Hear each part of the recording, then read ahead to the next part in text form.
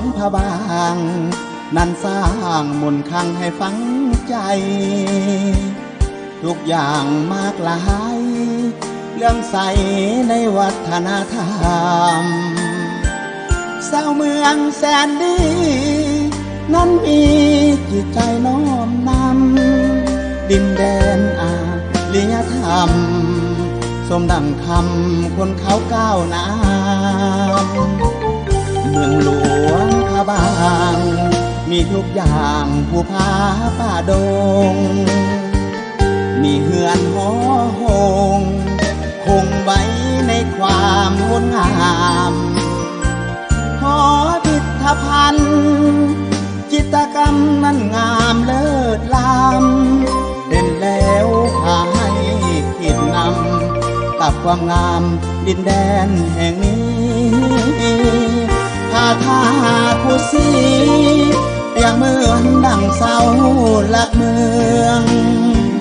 ชื่อดังกาเดืองลือเรื่องในปัตตภีผู้คนมาเที่ยวเห็นแล้วบ่อยากจากนี้งามเด้เมืองหลวงธานีดังองค์เทพีบันดาลสร้างมาโอ้หลวงพระบางให้สร้างมนต์คลังให้ฝังใจส่วนให้ลงไหลจิตใจความงามนักหนาผู้เฒ่าผู้นางทางฝั่งเสียงแม่นลือสาโอ้ธรรมศาสตร์สร้างมา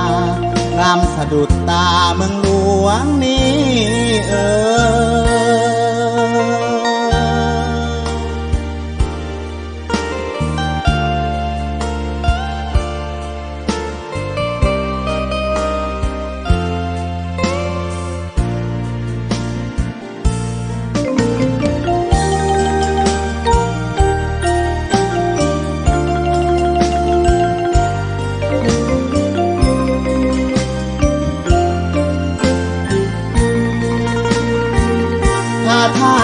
ผู้สีอย่างเหมือนดังเสาหลักเมืองชื่อดังกาเดืองลือเรื่องในปัตตภีผู้คนมาเที่ยวเห็นแล้วบ่อยากจากนี้งามเด้เมืองหลวงธานีดังองค์เทพีบันดาลสร้างมา